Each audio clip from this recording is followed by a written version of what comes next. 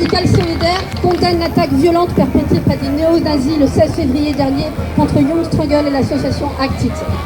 Nous exprimons notre solidarité à l'égard des victimes de cette agression qui a conduit à l'hospitalisation d'un camarade de la CGT.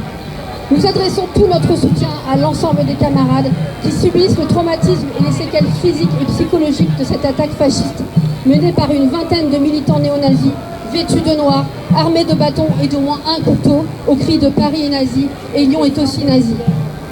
La violence de cette agression à l'arme blanche, son caractère groupé, préparé et organisé, sa signature par les cris lancés et les stickers laissés avec l'inscription propre veille, témoignent de la décomplexion des mouvements néo-fascistes. Cette attaque intervient alors que Young Struggle mène une campagne à travers l'Europe intitulée « Lève-toi, résiste, détruis le fascisme ». Cette attaque manifeste la volonté affichée de l'extrême droite de faire taire toute opposition. Les fascistes, malgré leur tentative de se donner une image respectable, montrent leur vrai visage, celui de la violence, de la haine et de l'intolérance. Le sentiment d'impunité de l'extrême droite est alimenté par les tentatives de récupération dont se rendent coupables certaines droites dites traditionnelles, mais qui opèrent en une réalité une profonde mutation vers l'extrême droite. La vague brune qui déferle actuellement sur l'Europe et le monde, portée par des médias et réseaux sociaux aux mains des milliardaires réactionnaires, contribue également à ce sentiment d'impunité. L'attaque dont a été victime Young Struggle et l'Actit se produit alors que la France et l'Europe ferment leurs frontières et mènent des politiques d'extrême droite, alors que nos gouvernements soutiennent la politique raciste et violente des dirigeants israéliens, alors que Trump se complaît dans une surenchère fascigeante, alors que des camarades sont emprisonnés pour s'être dressés contre le fascisme, comme Gino, comme Maya et de nombreux d'autres. Nous réaffirmons avec force notre rejet de ce projet de société, nous le combattrons sans relâche.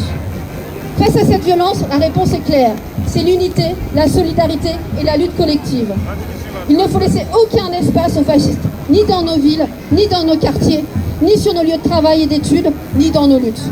Nous devons nous organiser et nous mobiliser pour faire barrage à l'extrême droite où qu'elle se manifeste. L'Union syndicale solidaire fera front partout, tout le temps et tant qu'il le faudra, pour défendre le droit des travailleurs et des travailleuses, pour défendre l'accès et la culture aux services publics pour toutes et tous, pour des moyens de vivre et de se loger dignement, pour nos salaires et pour une réelle émancipation de chacun et chacune. Pour ce projet de société, c'est une lutte quotidienne qui doit être menée contre les oppressions de classe, de genre, contre le racisme, contre l'antisémitisme, contre l'islamophobie, mais aussi contre l'enfermement, les frontières, la répression et toutes les atteintes portées à nos acquis sociaux. Il est important d'être présent et présente en nombre pour rappeler à celles et ceux qui font le lit de l'extrême droite que nous serons toujours là, ensemble, pour nous battre contre l'offensive fasciste. Nous lutterons sans répit contre toutes les lois, toutes les actions et tous les propos qui propagent les idées d'extrême droite et leur permettent de prospérer. Partout, ici comme ailleurs, nous combattrons le fascisme en soutien avec nos camarades internationaux, car la lutte antifasciste est internationale.